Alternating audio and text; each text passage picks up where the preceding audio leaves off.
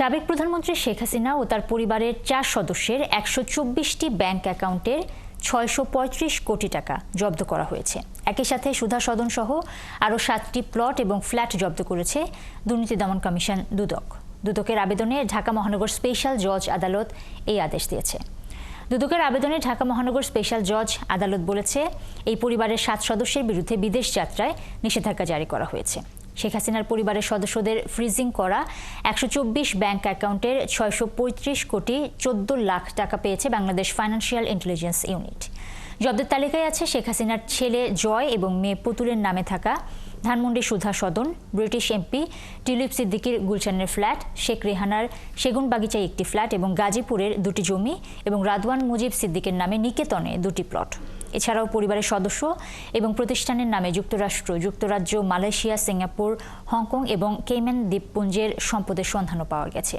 এর বাইরেও মালয়েশিয়ায় একটি অ্যাকাউন্টে রাশিয়ান স্লাশ ফান্ডের অস্তিত্ব পাওয়া গেছে।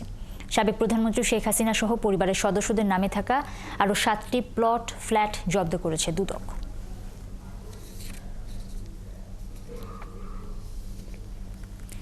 পাচার হওয়া অর্থের একটি বড় অঙ্ক ফেরত আনার চেষ্টা করা হচ্ছে জানিয়ে অর্থ উপদেষ্টা সালেউদ্দিন আহমেদ বলেছেন, এ বছরের মধ্যেই কয়েকশো কোটি ডলার ফেরত আনা সম্ভব। এর মধ্যেই বেশ কয়েকটি দেশের সাথে চুক্তিসহ বিভিন্ন প্রক্রিয়া শুরু হয়ে গেছে বলেও তিনি জানান। মঙ্গলবার সচিবালয়ে ক্রয় সংক্রান্ত উপদেষ্টা কমিটির বৈঠকে এসব কথা বলেন অর্থ উপদেষ্টা। আনতে তাদের আইডেন্টিফাই করে বিভিন্ন দেশে আছে, এখানে কতগুলো আপনার আইনি পদক্ষেপ আছে, আবার সেই আইনগুলো আবার বৈদেশিক বিদেশের সাথে জড়িত। আমরা চেষ্টা করছি ইমিডিয়েটলি যেটি পারি, কতগুলো সেন্সিটিভ কেস করা হয়েছে অন্যগুলো আমরা চেষ্টা করছি যে যত তাড়াতাড়ি অ্যাটলিস্ট প্রসেসটা শুরু করি, কিছুটা ইন্ডিকেশন আসো। অনেক সময় দেখা যায় যে একদম হয়তো বড়দের 12 জন 11 জন দিয়েছি, তাদেরকে যদি না নিই আরও 200 কোটি টাকার বেশি অনেক আইডেন্টিফাই করা হয়েছে, সব মিলে হয়তো আমরা আনতে পারবো। যুক্তরাজ্য ভিত্তিক সংবাদ মাধ্যম গার্ডিয়ানকে সাক্ষাৎকার দিয়েছেন প্রধান উপদেষ্টা ডক্টর মোহাম্মদ ইউনূস। ওই সাক্ষাৎকারে তিনি বলেছেন, শেখ হাসিনা গাজার মতো বিধ্বস্ত অবস্থায় দেশকে রেখে গেছেন। দায়িত্ব নেওয়ার পর দেশের অবস্থা বর্ণনা করতে গিয়ে গার্ডিয়ানকে ডক্টর ইউনূস বলেছেন যে এই ক্ষতি হাসিনা করে গেছেন তা বিশাল। এটা গাজার মতো পুরোপুরি বিধ্বস্ত একটি দেশে পরিণত হয়েছে। গাজার সাথে এর পার্থক্য হলো এখানে ভবন নয়, তিনি ধ্বংস করেছেন প্রতিষ্ঠান, নীতিমালা, মানুষ, আন্তর্জাতিক সম্পর্ক। শেখ হাসিনা শাসনামলে নানা কর্মকাণ্ডের জন্য পুলিশ মানুষের ক্ষোভের মুখে পড়েছে। পুলিশের বিরুদ্ধে ফৌজদারি অপরাধের অভিযোগ আনা হয়েছে। এমন পরিস্থিতিতে পুলিশ সদস্যরা কর্মস্থলে ফিরে যেতে আগ্রহ দেখাচ্ছেন না। এতে নিরাপত্তা পরিস্থিতির অবনতি হয়েছে। ঢাকার রাস্তাগুলোয় অপরাধী চক্রের তৎপরতা ব্যাপক হারে বেড়েছে। তবে শেখ হাসিনার শাসনামলের চেয়ে বর্তমানে রাস্তাঘাটে নিরাপত্তা কম, এমন কথা অস্বীকার করেছেন প্রধান উপদেষ্টা।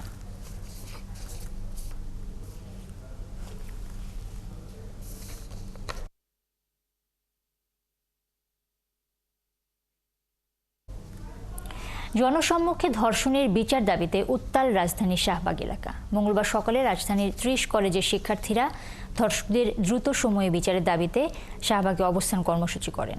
ধর্ষকদের শাস্তি জনসম্মুখে নিশ্চিত করা, তাদের বিরুদ্ধে জিরো টলারেন্স নীতি গ্রহণে প্রশাসনকে আহ্বান, দ্রুত এবং প্রকাশ্যে বিচার প্রক্রিয়া সম্পন্ন করা, ধর্ষকদের বিরুদ্ধে সালিসি বিচার বন্ধ করে রাষ্ট্রের সর্বোচ্চ শাস্তি ফাঁসি নিশ্চিত করা সহ 6 দফা দাবি জানায় 30 কলেজের শিক্ষার্থীরা।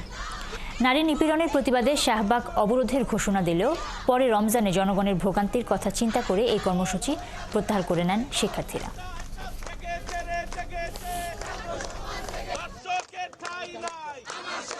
মেয়েরা তো ঘরেও সেফ না, বাপের কাছে মেয়ে ধর্ষক হচ্ছে, তারপর হচ্ছে স্টুডেন্ট টিচারের সাথে ধর্ষক হচ্ছে। তো আমার তো মনে হচ্ছে না যে সন্ধ্যাবেলা বের হওয়ার কারণেই মেয়ে শুধু রেপ হচ্ছে। ধর্ষক মুক্ত বাতাসে ঘুরে বেড়াচ্ছে, এখানে প্রশাসন নীরব দর্শকের ভূমিকা পালন করছে। আমরা প্রশাসনের এই নীরব দর্শকের ভূমিকা পালনটাকে তীব্র নিন্দা এবং প্রতিবাদ জানাচ্ছি। 24 ঘন্টার ভিতরে প্রত্যেক দর্শকদের খোঁজ দিয়ে বের করা হোক এবং 48 ঘন্টার ভিতরে ডিএনএ টেস্টের মাধ্যমে সেই দর্শককে খুঁজে বের করে 72 ঘন্টার মধ্যে যথাযথ শাস্তি দেওয়া হোক। এটা আজকে চলমান থাকবে যতক্ষণ না পর্যন্ত আমাদের স্বরাষ্ট্র মন্ত্রণালয় থেকে দাবিগুলো বাস্তবায়নের জন্য আশ্বস্ত না করা হয়।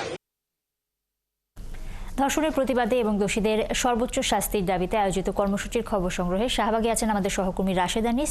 তিনি আমাদের সাথে সরাসরি যুক্ত হচ্ছেন। রাশেদ, শিক্ষার্থীদের অবস্থান কর্মসূচির সবশেষ কি খবর রয়েছে সেটা একটু আমাদের জানাবেন।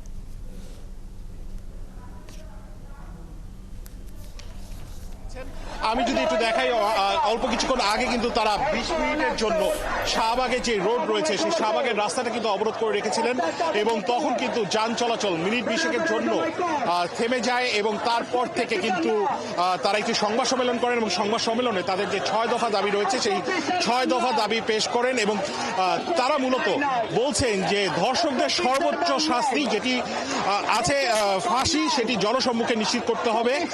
ধর্ষকদের বিরুদ্ধে প্রশাসনকে সম্পূর্ণ জিরো টলারেন্স নীতি অনুসরণ করতে হবে।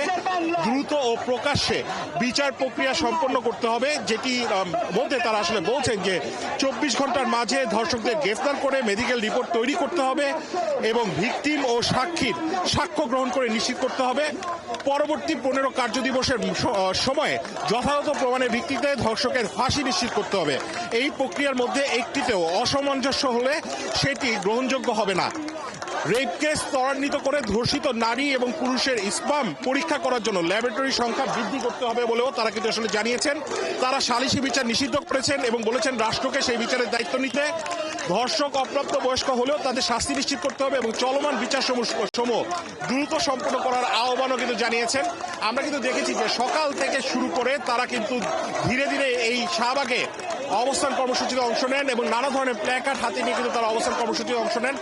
আমি যদি 2-3 জনের সাথে কথা বলি, 30 কলেজের শিক্ষার্থীরা আপনারা এক হয়েছেন, কি বার্তা দিতে চান? আমরা শুনেছি যে আপনারা প্রধান উপদেষ্টা, স্বরাষ্ট্র উপদেষ্টা বরাবরও স্মারকলিপি জমা দিবেন। আমরা ইতিমধ্যে দুপুর 1:30টার দিকে প্রেস ব্রিফিংয়ের মাধ্যমে আমাদের 30 কলেজের যে দাবিগুলো ছিল, 30+ কলেজের স্বনামধন্য কলেজগুলোর, সেগুলো আমরা আপনাদের সামনে উপস্থাপন করেছি এবং আমরা বর্তমানে আমাদের আন্দোলন চালিয়ে যাচ্ছি এবং স্বরাষ্ট্র মন্ত্রণালয়ের সম্মানিত স্বরাষ্ট্র মন্ত্রণালয়ের উপদেষ্টারা আমাদের যতক্ষণ না পর্যন্ত আমাদের দাবিগুলো মানার আশ্বাস দিচ্ছেন আমরা রাজপথ ছাড়বো না, আমরা আন্দোলন চালিয়ে যাব। আপনারা আন্দোলনটা আসলে কতক্ষণ ধরে চালাবেন বলে মনে করছেন এবং আপনাদের দাবি সমূহগুলো আমরা শুনেছি যে 6 দফা দাবি করেছেন। আমরা আজকে যেহেতু রমজান মাস, জনগণের ভোগান্তি হবে, সেই কারণে আপনারা আগেই জানেন যে আমরা শাহবাগ থেকে এখানে জাদুঘরের সামনে আন্দোলন অবস্থান করছি। এখন আমরা সন্ধ্যা পর্যন্ত আমাদের আন্দোলন চালিয়ে যাব এবং তার মধ্যে যদি আইন উপদেষ্টা, আইন মন্ত্রণালয় এবং স্বরাষ্ট্র মন্ত্রণালয় আমাদেরকে অবগত করেন, আমরা আমাদের আন্দোলন স্থগিত করবো এবং ঘরে ফিরে যাব। তাহলে আমরা আগামীকাল ঠিক আবার এই সময় এই জায়গাতেই আমরা আন্দোলন আবার শুরু করবো ইনশাআল্লাহ। আপনারা আজকে পর্যন্ত আইন উপদেষ্টার দৃষ্টি আকর্ষণ করতে যাচ্ছেন, যদি দৃষ্টি আকর্ষণ না করে সেক্ষেত্রে আপনারা আগামীকাল আবার এখানে অবস্থান কর্মসূচি পালন করবেন। আমি যদি একটু বলি যে 20 মিনিটের জন্য কিন্তু আপনারা দেখছেন যে পুরো শাহবাগের যে চত্বরটি রয়েছে মূলত তারা সড়ক ছেড়ে দিয়েছেন, কিন্তু জাদুঘরের সামনে কিন্তু তারা অবস্থান নিয়েছেন এবং তারা কিন্তু নানা ধরনের স্লোগানগুলো ধর্ষকদের বিরুদ্ধে, ধর্ষকদের জনসম্মুখে শাস্তি দিতে হবে, ধর্ষকদের নানা ধরনের স্লোগানে কিন্তু তাদের মুখরিত হয়ে আছে এবং আমরা দেখেছি যে মডেল অভিনেত্রীরাও দেখেছি যে প্রতিবাদ সমাবেশ করার জন্য। আমরা যদি 2-1 জন নারী শিক্ষার্থীর সাথে কথা বলার চেষ্টা করি, আপনি যদি একটু আমাদেরকে বলেন যে আপনারা অবস্থান করছেন অনেকক্ষণ ধরে, ধর্ষকদের বিরুদ্ধে কি ধরনের প্রতিবাদ? দর্শকদের বিরুদ্ধে আমরা নিন্দা প্রতিবাদ জানাচ্ছি। তাদের এই কর্মকাণ্ড আজ আমাদের এখানে আনতে বাধ্য করেছে। পুরা একটা জাতি জুলাই গণ অভ্যুত্থানের পর আমরা কেউ চাইনি আজকে আবার রাজপথে নামতে, কিন্তু তারা আমাদেরকে বাধ্য করেছে এখানে আনতে। নানা ধরনের স্লোগান হচ্ছে। আমরা আরো 2-1 জনের সাথে কথা বলার চেষ্টা করব। আমরা আসলে তাদের কাছ থেকে জানার চেষ্টা করবো যে তারা আসলে কি বলতে চাচ্ছেন। আপনারা দেখছেন যে কণ্ঠে সবার লাগা জোর, ধর্ষকদের কবর এরকম ভাবে কিন্তু দাবি দেওয়া দিচ্ছেন। আপনারা অনেকক্ষণ ধরে অবস্থান করছেন, আপনাদের আসলে দাবিগুলো কি? আমাদের দাবিগুলো হচ্ছে ভাই ধর্ষণের বিচার চাই এবং সেটা বাস্তবায়ন করতে হবে, সেটা এবং জনগণের সামনে করতে হবে ধর্ষণের বিচার। তারা কিন্তু আসলে জনসম্মুখে ধর্ষণের বিচারের দাবি জানাচ্ছেন এবং মূলত তারা কিন্তু সকাল থেকে ঠিক সন্ধ্যা পর্যন্ত কিন্তু অবস্থান করবেন। ইফতার সময় শেষ হওয়ার পর তারপর কিন্তু তারা উঠে যাবেন বলে নিশ্চিত করেছেন আমাদের নুসরাত। রাশেদ, ধন্যবাদ আপনাকে। দর্শক, ধর্ষণের বিচারের দাবিতে 30 কলেজের শিক্ষার্থীরা অবস্থান কর্মসূচি পালন করছেন শাহবাগে। সেখান থেকে যুক্ত হয়েছিলেন আমাদের সহকর্মী রাশেদ আনিস। দেশজুড়ে আইনশৃঙ্খলা পরিস্থিতির অবনতির প্রতিবাদে ঢাকা বিশ্ববিদ্যালয় ক্যাম্পাসে চলছে প্রতিবাদ। সকালে ঢাকা বিশ্ববিদ্যালয়ের অপরাজেয় বাংলার পাদদেশে দেশের চলমান আইনশৃঙ্খলার অবনতি রোধ, ধর্ষণ বন্ধ এবং ধর্ষকদের বিচারের দাবি জানানো হয়। সহিংসতা, জননিরাপত্তা সংকট নিরসনের প্রতিবাদে মানববন্ধন করেন ঢাকা বিশ্ববিদ্যালয়ের সাদা দলের শিক্ষকরা। দেশের মানুষের স্বস্তিতে জীবনযাপন সুনিশ্চিত করার দায়িত্ব রাষ্ট্রের, বলেন ঢাকা বিশ্ববিদ্যালয়ের সাদা দলের শিক্ষকরা।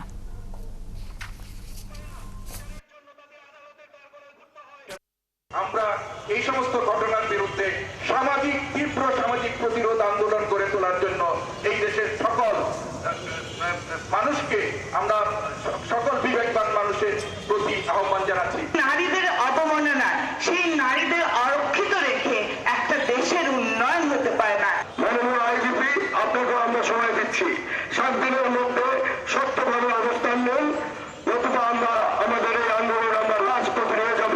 আমরা স্বরাষ্ট্র মন্ত্রণালয়ের দিকে আমরা আসবো, আপনাদের কাছে দাবি করব। চট্টগ্রামের সীতাকুণ্ড থানার ভাটিয়ারীতে 9 বছরের কন্যা শিশু ধর্ষণের অভিযোগে মোহাম্মদ ইউসুফ নামের এক বৃদ্ধকে পুলিশে দিয়েছে এলাকাবাসী। এদিকে কর্ণফুলীতে স্ত্রীর বোনকে ধর্ষণ চেষ্টার অভিযোগে ফারুক নামের এক ব্যক্তিকে গ্রেফতার করেছে পুলিশ। পুলিশ ও এলাকার লোকজন জানান, সোমবার সীতাকুণ্ডের ভাটিয়ারী ইউনিয়নের হাসানবাদ সদীপপাড়া এলাকায় 70 বছর বয়সী ইউসুফের বিরুদ্ধে ধর্ষণের অভিযোগ ওঠে। গ্রামের একটি পক্ষ ঘটনাটি মীমাংসা করার চেষ্টা করে। গ্রামের একটি পক্ষ ইউসুফকে মারধর করে পুলিশের হাতে তুলে দেয়। 3য় শ্রেণীতে পড়া ওই নারী এখন হাসপাতালে চিকিৎসা দেওয়া হচ্ছে। এদিকে কর্ণফুলী উপজেলার চরপাথরঘাটা ইউনিয়নের খোয়ানগর এলাকায় সোমবার রাতে স্ত্রীর বোনের ঘরে ঢুকে তাকে ধর্ষণের চেষ্টা করে ফারুক নামের এক ব্যক্তি। বিষয়টি জানাজানি হলে এলাকার লোকজন ফারুককে পুলিশে ধরিয়ে দেয়। 5 দফা দাবিসহ ডাক্তার পদবি ব্যবহার সংক্রান্ত রিটের রায় ঘোষণা নিয়ে রবিবার থেকে নতুন কর্মসূচি পালন করছেন দেশের বিভিন্ন হাসপাতালের ইন্টার্ন চিকিৎসকরা। তাদের সঙ্গে যুক্ত হয়েছেন পোস্ট গ্রাজুয়েট ট্রেনি চিকিৎসকরাও। আন্দোলনের অংশ হিসেবে চিকিৎসকরা একটি নির্দিষ্ট সময় কর্মবিরতি পালন করছেন এবং মেডিকেল কলেজের শিক্ষার্থীরা ক্লাস ও পরীক্ষা বর্জন করেছেন। সহকর্মীদের তথ্য ও ছবিতে প্রতিবেদন। মঙ্গলবার সকালে খুলনা মেডিকেল কলেজ হাসপাতাল সংলগ্ন এলাকা ও নগরীর শিববাড়ি মোড়ে পৃথকভাবে বিক্ষোভ মিছিল, মানববন্ধন ও সংক্ষিপ্ত সমাবেশ কর্মসূচি পালন করে ইন্টার্ন ডাক্তাররা। 6 বছর পড়াশোনা করে বিশেষজ্ঞ না হওয়া পর্যন্ত কোনো রোগী দেখার সাহস করে না, কিন্তু ডিএমএফধারী, স্যাকমোধারী এরা 5-6 মাসের কোর্স করেই রোগী ডিল করে। উচ্চপদস্থ অনেকেই হয়তো এর সাথে জড়িত, যে জন্য আমাদের আন্দোলন এখনো মেনে নেওয়া হচ্ছে না। আমরা চিকিৎসকরা বা মেডিকেল পড়ুয়া স্টুডেন্টরা আমরা রাস্তায়, এটা তো একটা জাতির জন্যও লজ্জাজনক। এদিকে সকাল 9টা থেকে শুরু হয় সিলেট ওসমানী মেডিকেল কলেজ হাসপাতালের শিক্ষানবিশ চিকিৎসকদের কর্মবিরতি। এতে বিপাকে পড়েন সেখানকার রোগীরাও। কালকে আইছি অসুস্থ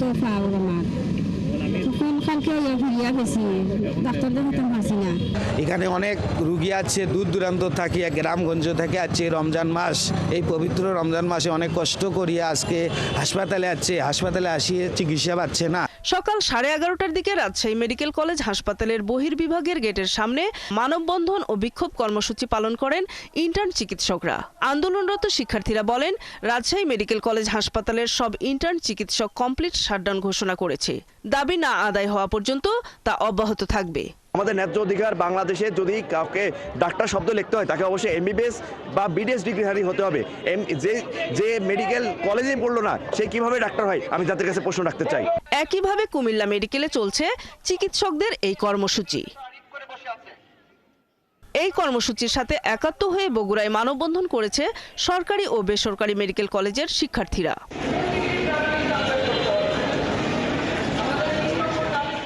এদিকে 5 দফা নিয়ে আন্দোলনের কোনো প্রভাব পড়েনি ময়মনসিংহ মেডিকেল কলেজ হাসপাতালের বহির্বিভাগে। স্বাভাবিক পরিস্থিতির মতোই সবকিছু খোলা ছিল হাসপাতালের বহির্বিভাগ। চিকিৎসক ও কর্মচারীদের উপস্থিতিতে সব কার্যক্রমই ছিল স্বাভাবিক। একই রকম অবস্থা ছিল বরিশাল, সাতক্ষীরা ও রংপুর মেডিকেলে। নূর তাজমিন নীর, 71। এমবিবিএস ডিগ্রি ছাড়া ডাক্তার পদবি ব্যবহার বন্ধ সহ 5 দফা দাবিতে কর্মবিরতি পালন করছেন কুমিল্লা মেডিকেল কলেজ হাসপাতালের চিকিৎসকরা। এ বিষয়ে জানাতে আমাদের সাথে সরাসরি যুক্ত হচ্ছেন সহকর্মী মুহিত দিদার।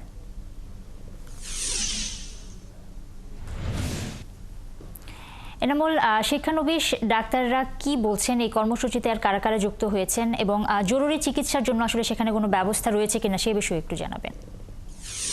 মূলত মেডিকেল কলেজের জরুরি চিকিৎসার ব্যবস্থা কিন্তু রয়েছে, সেখানে সদর হাসপাতালগুলোতে জরুরি চিকিৎসা কিন্তু কাজ চলছে। তবে শিক্ষার্থীরা বলছেন নো এমবিবিএস নো চিকিৎসক, সেই যে কমপ্লিট তারা শাটডাউন করেছিলেন সকাল 9টা থেকে 12টা পর্যন্ত কমপ্লিট শাটডাউন ছিল, কিন্তু 12টার পর থেকে বাহির থেকে বহির্বিভাগ বন্ধ থাকলেও ভেতরে কিন্তু কার্যক্রম কিন্তু চলছে। কিন্তু সবচেয়ে বড় বিষয় হচ্ছে চিকিৎসকরা বারবারই বলছেন কালকে তাদের লং মার্চ আছে, সেখান থেকে কুমিল্লা মেডিকেল কলেজ সহ ময়নামতি মেডিকেল স্টার মেডিকেল কলেজে 4টি মেডিকেল কলেজ কুমিল্লা থেকে সেই লং মার্চে যোগ দেবে।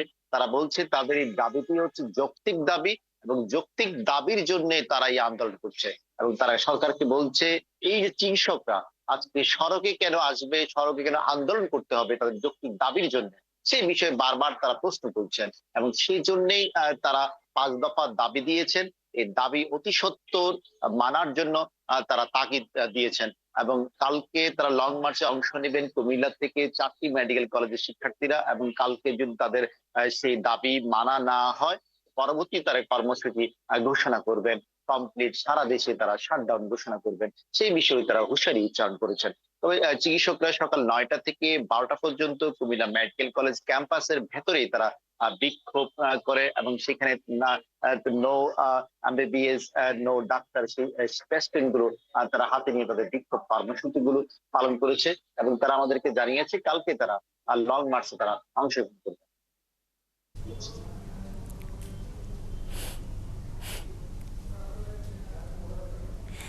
এনামুল, আরেকটা বিষয় একটু জানতে চাচ্ছিলাম যে সেখানে যদি জরুরি কোনো চিকিৎসার প্রয়োজন হয় সেক্ষেত্রে কোনো ধরনের ব্যবস্থা রয়েছে কিনা বা বিকল্প কি ব্যবস্থা রাখা হয়েছে সেই বিষয়ে যদি বলেন। বিকল্পের ব্যবস্থা যেটি হচ্ছে জরুরি চিকিৎসা ব্যবস্থাটি বহির্বিভাগ আমাদের সদর উপজেলা, আদর্শ সদর উপজেলা, সেখানে কিন্তু বহির্বিভাগ ইতিমধ্যে চালু আছে। তো কমপ্লিট শাটডাউন বলতে কুমিল্লা মেডিকেল কলেজে যেখানে জরুরি চিকিৎসা বলতে নতুন করে রোগী সেই গেট দিয়ে প্রবেশ করা হচ্ছে না, তবে সেই ফটকটি বন্ধ এখনো সে বন্ধ রয়েছে, তবে ভেতরে যে রোগীগুলো রয়েছে সেগুলো কিন্তু কাজ চলছে। তবে চিকিৎসকরা বলছেন জরুরি চিকিৎসার বিষয়ে তারা ছাড় দেবেন, সেই বিষয়টি কিন্তু তারা জারি গেছেন। এবং সকালবেলা থেকে কিন্তু সদর হাসপাতাল সেগুলো কিন্তু বহির্বিভাগে কাজ চলছে এবং চিকিৎসকরা সেখানে কিন্তু কাজ চালিয়ে যাচ্ছেন। শুধুমাত্র কুমিল্লা মেডিকেল কলেজে যেখানে শিক্ষার্থীরা আছেন এবং চিকিৎসকরা আছেন সেখানে কমপ্লিট 9টা থেকে 12টা পর্যন্ত কমপ্লিট শাটডাউন ছিল, একদম বন্ধ ছিল। 12টার পর থেকে ভেতরে যারা চিকিৎসা ভর্তি রোগী আছেন তাদেরকে চিকিৎসা সেবা চলছে, তবে নতুন করে কোন রোগী ভর্তি ব্যবস্থাপনাটা সেটি কিন্তু চলছে। এতে করে খানিকটা রোগীদের বিপাকে রয়েছে, রোগী এবং রোগী স্বজনদের একটি ব্যবস্থাপনা অব্যবস্থার মধ্যে রয়েছে। তো তারা বলছেন খুবই জরুরি যে ব্যবস্থা সেগুলির বিষয়ে ছাড় দেওয়া হবে, কিছু কিছু সংখ্যক চিকিৎসক কিন্তু জানিয়েছে। এনামুল, অনেক ধন্যবাদ আপনাকে। দর্শক, কুমিল্লা মেডিকেল কলেজ হাসপাতালের শিক্ষানবিক চিকিৎসকরা কর্মবিরতিতে আছেন, সেই বিষয়ে বিস্তারিত জানাচ্ছিলেন আমাদের সহকর্মী এনামুল। দর্শক, 5 দফা দাবিতে সারা দেশের হাসপাতালের বহির্বিভাগে চলছে কর্মবিরতি, যে খবরটা আপনাদের আমরা জানাচ্ছিলাম, ফলে ভোগান্তিতে পড়েছেন রোগী এবং তার স্বজনরা। এ বিষয়ে জানাতে ঢাকা মেডিকেলে আছেন আমাদের সহকর্মী হাবিব রহমান, আমাদের সঙ্গে তিনি সরাসরি যুক্ত হচ্ছেন। হাবিব, 5 দফা দাবিতে কর্মবিরতি পালন করছেন চিকিৎসকরা, এর মধ্যে কি কি দাবি রয়েছে সেটা একটু জানাবেন। কখন তারা কর্মবিরতি শুরু করেছেন এবং কিভাবে এটি চালাবেন সেই বিষয়ে যদি বিস্তারিত বলেন।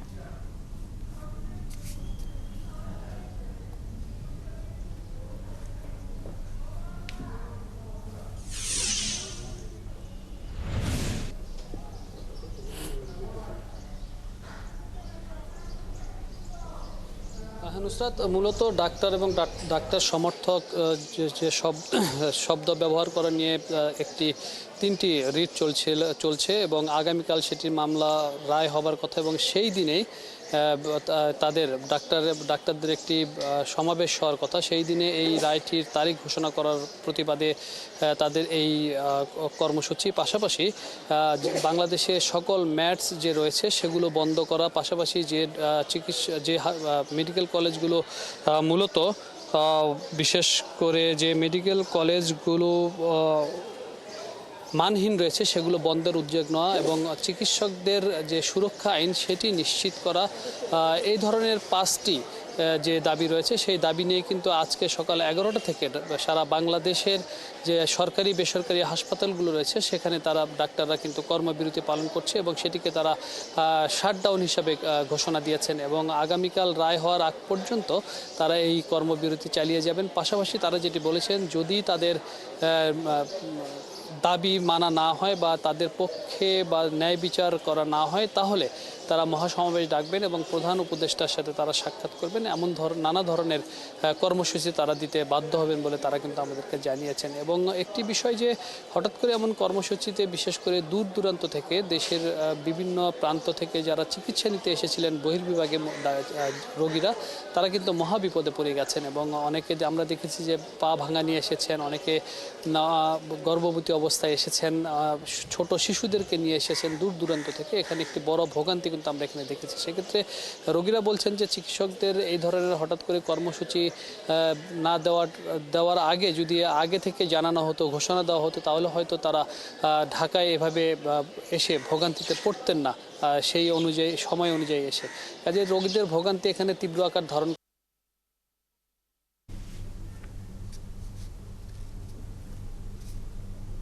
হাবিব, অনেক ধন্যবাদ আপনাকে। দর্শক, 5 দফা দাবিতে সারা দেশের হাসপাতালের বহির্বিভাগে কর্মবিরতি করছেন চিকিৎসকরা। সেই খবর জানাচ্ছিলেন সহকর্মী হাবিব রহমান।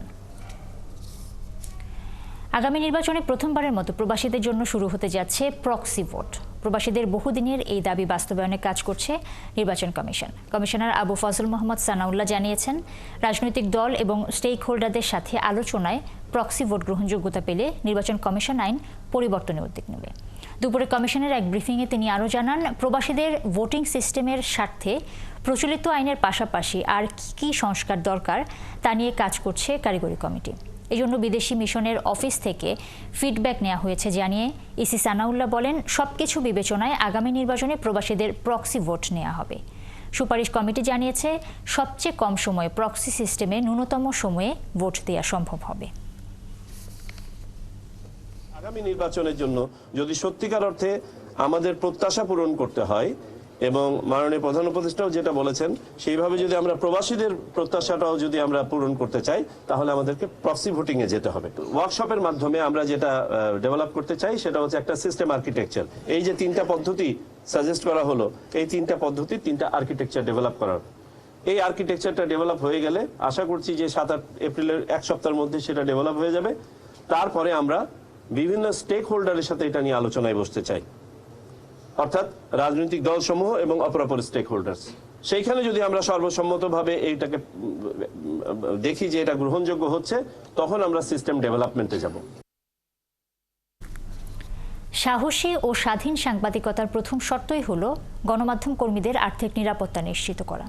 তাই সবার জন্য একটি ন্যূনতম বেতন কাঠামো তৈরির সুপারিশ করবে গণমাধ্যম সংস্কার কমিশন। কর্মী ও প্রতিষ্ঠানের সুরক্ষার জন্য গণমাধ্যম সুরক্ষা আইনের কথাও ভাবছে এই সংক্রান্ত কমিশন। বিগত বছরগুলোতে সাংবাদিকদের নামে করা মিথ্যা মামলা প্রত্যাহার সহ হয়রানি এবং নির্যাতন প্রতিরোধে একটি স্বাধীন কমিশনের সুপারিশও করা হবে। আরও জানাচ্ছেন শাহনাজ শারমিন। বস্তুনিষ্ঠ, শক্তিশালী ও স্বাধীন গণমাধ্যম প্রতিষ্ঠার জন্য প্রয়োজনীয় সংস্কারের লক্ষ্যে গণমাধ্যম সংস্কার কমিশন গঠন হয় গেল 18 নভেম্বর। প্রতিবেদন দেওয়ার জন্য কমিশনকে 31 মার্চ পর্যন্ত সময় দিয়েছে সরকার। তাই মার্চের শেষ সপ্তাহেই প্রতিবেদন জমা দেওয়ার প্রস্তুতি নিচ্ছে কমিশন। আমরা জমা দিতে চাই শেষ সপ্তাহের শুরুতে।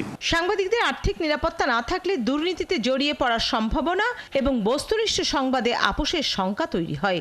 সেই সাথে অর্থনৈতিকভাবে বিপন্ন প্রতিষ্ঠানগুলোকে টেকসই করতে ভালো বিজনেস মডেল তৈরি ও এ সংক্রান্ত সুপারিশমালার কথা ভাবছেন কমিশন প্রধান। যদি বেতন ভাতা না হয়, যদি আপনার মাথার উপরে ছাউনি না থাকে, আপনার যদি খাবারের নিশ্চয়তা না থাকে, তাহলে আপনার দুর্নীতির দিকে ঝুঁকে পড়ার সম্ভাবনা প্রবল এবং দুর্নীতির দিকে ঝুঁকে পড়লে আপনার আপোষ হবে এবং আপনি বস্তুনিষ্ঠ সাংবাদিকতা করবেন না। বিশ্বাসযোগ্যতার ক্ষেত্রে অনেক ক্ষেত্রেই সংকট হয়েছে এবং সোশ্যাল মিডিয়া উত্থান এটা একটা বড় ধরনের চ্যালেঞ্জের তৈরি করেছে। অর্থনৈতিক দিক থেকে প্রায় সব প্রতিষ্ঠানই বিপন্ন বা প্রায় বিপন্ন অবস্থায় রয়েছে। গণমাধ্যম কর্মীদের ন্যূনতম মর্যাদাপূর্ণ বেতন কাঠামো তৈরির আলোচনাও থাকবে প্রতিবেদনে। আমরা যেটা বলতে পারি বা বলা প্রয়োজন, যেটা মাঠ পর্যায়ে সর্বত্র সারা দেশের থেকে এই আওয়াজটা উঠেছে, সেটা হচ্ছে যে সারা দেশের সাংবাদিকদের, গণমাধ্যম শিল্পে কর্মরত কর্মীদের একটা মর্যাদাপূর্ণ ন্যূনতম বেতনের ফ্লোর লেভেল থাকা দরকার, এবং সেই লেভেলটা নিশ্চিতভাবেই বলা দরকার যে অন্যান্য সমধর্মী যে পেশাগুলো আছে সেগুলোর সাথে যাতে সমতা থাকে। সাংবাদিকদের অর্থনৈতিক নিরাপত্তার পাশাপাশি জীবনের নিরাপত্তা নিশ্চিত করা, মিথ্যা মামলা প্রত্যাহারের বিষয়ে ভাবছে কমিশন। সেই সাথে সাংবাদিক মারলে বিচার হয় না, দায়হীনতার এমন সংস্কৃতি থেকে বের হতে গণমাধ্যম সুরক্ষা আইনের প্রস্তাব থাকবে প্রতিবেদনে। একই সাথে রাষ্ট্র যাতে গণমাধ্যম প্রতিষ্ঠানের সুরক্ষার দায়িত্ব নেয় সেটাও নিশ্চিত করতে চায় কমিশন। দাঙ্গাবাজি করে অভ্যস্ত রাজনৈতিক দলের পাণ্ডারা বা দুর্বৃত্ত ব্যবসায়ীদের পাণ্ডারা তারা কিন্তু সাংবাদিক পিটিয়ে মজা পায়, কারণ জানে যে শেষ পর্যন্ত তাদের বিচার হবে না। এটা ইম্পিউনিটি যে কালচার, দায়হীনতার যে কালচার, সেই সংস্কৃতি থেকে বেরোনোর জন্য একটা স্পেসিফিক ব্যবস্থা দরকার। প্রেস কাউন্সিলকে শুধু সংবাদপত্রের জন্য সীমিত না রেখে সম্প্রচার কমিশন সহ একটি নতুন কাঠামোর সুপারিশ করা হবে, যেখানে টেলিভিশন, রেডিও, অনলাইনকেও অন্তর্ভুক্ত করার কথা ভাবছে কমিশন। প্রেস কাউন্সিল ৭৩-এর অ্যাক্টে হয়েছে, যদি অ্যাকিউরেটলি হিসাব করে বলা হয় তাহলে ৫২ বছরের ইতিহাসে খুব কম সময়ই তারা সাফল্য দেখাতে পেরেছে। শানা শারমিন, ৭১, ঢাকা। তরুণদের হাত ধরেই শুরু হয়েছিল জুলাইয়ের গণ অভ্যুত্থান। সেই তরুণদের প্রাধান্য দিয়ে এবারে দেশীয় ব্র্যান্ডের দোকানগুলোতে পসরা বসেছে রং বেরঙের পোশাকের। পোশাক ডিজাইনে প্রাধান্য পেয়েছে সাধারণ কারুকার্য। এবারে দেশীয় পোশাকে এক রঙের পোশাকের সমারোহ থাকছে।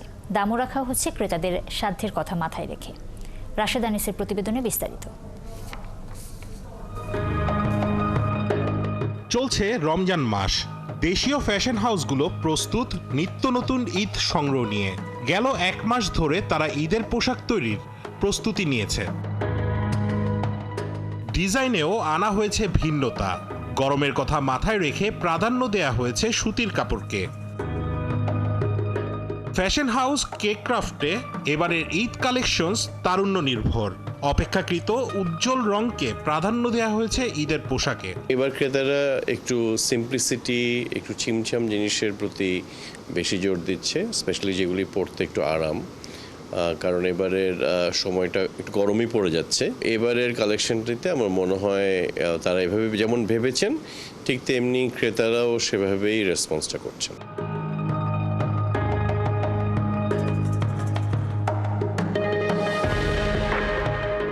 দেশীয় আরেক ব্র্যান্ড অঞ্জনসো ক্রেতাদের সাধ্যের কথা মাথায় রেখেই পোশাকের দাম নির্ধারণ করেছে। ডিজাইনে প্রাধান্য পেয়েছে এমব্রয়ডারি। এইবারের প্রোডাক্টের ক্ষেত্রে আমরা যেটা হয়েছে, এমব্রয়ডারি অনেক বেশি প্রাধান্য পেয়েছে ডিজাইনগুলিতে, এবং এটা ছেলে মেয়ে সবার পোশাকের ক্ষেত্রেই।